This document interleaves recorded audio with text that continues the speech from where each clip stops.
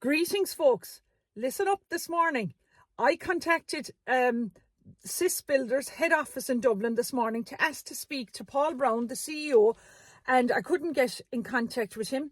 He couldn't talk to me at the time. And then I asked to speak with Will Merriman, the MD of CIS, and he also couldn't speak to me. So the reception said, look, what did I want to know?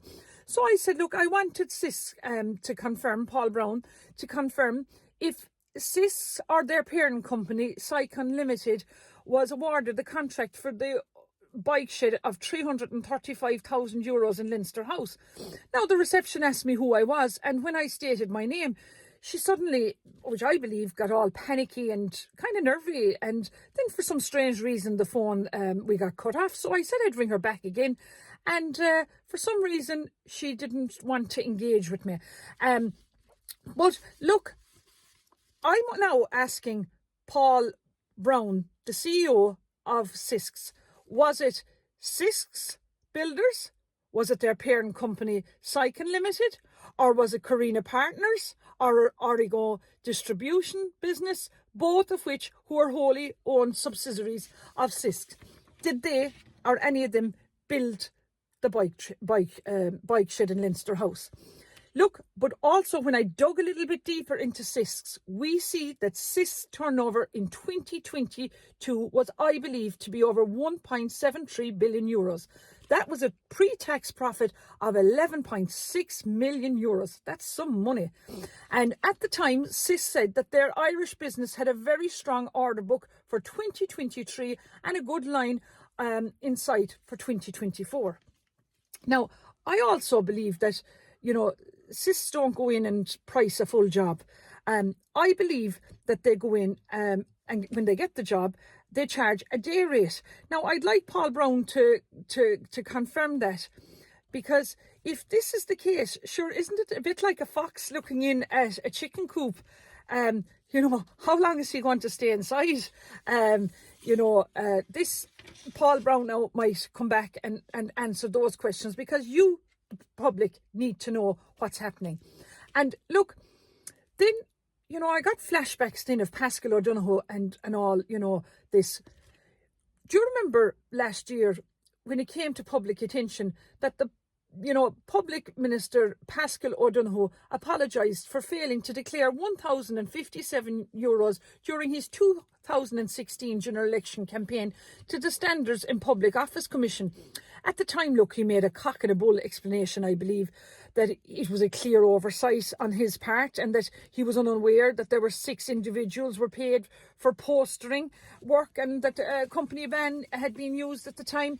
And he said that payments were made by an individual, not by a corporate identity. Now, in my opinion, the reality of this is, if it walks like a corporate donation to a candidate and it talks like a corporate donation, it is, in my opinion, a corporate donation. And saying anything else is just pure fantasy. And, I just would like Paschal O'Donoghue now to confirm there to me, did CIS or any of their parents or subsidiary companies ever give him a political donation?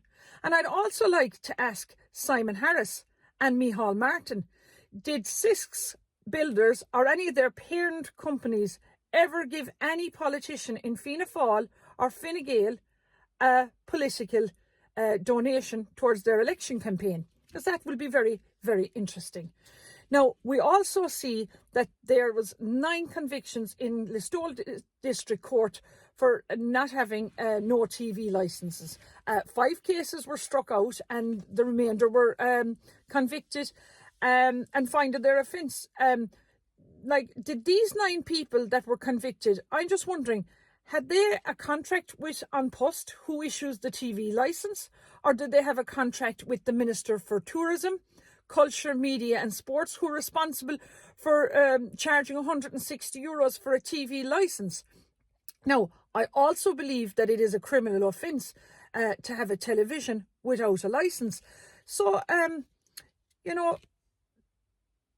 just something to bear in mind, when these people were convicted, did they actually have a television in their house?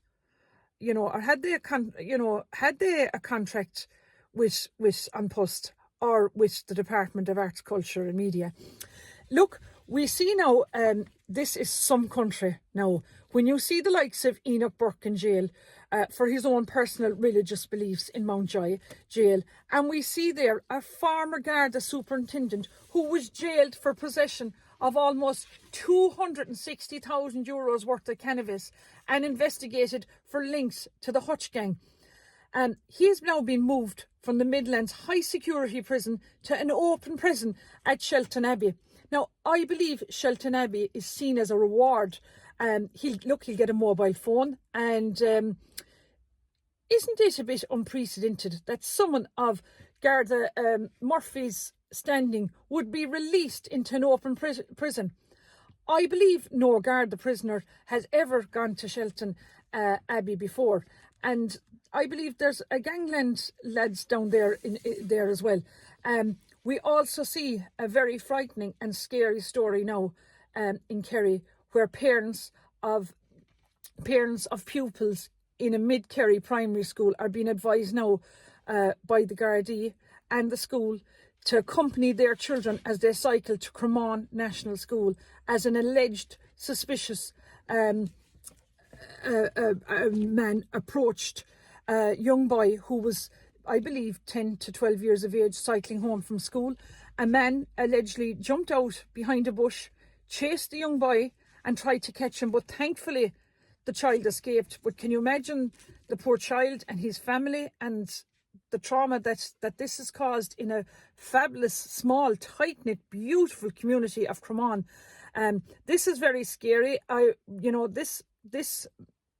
This perpetrator who did this, he needs to be brought to accountability and justice. He needs to be named and shamed.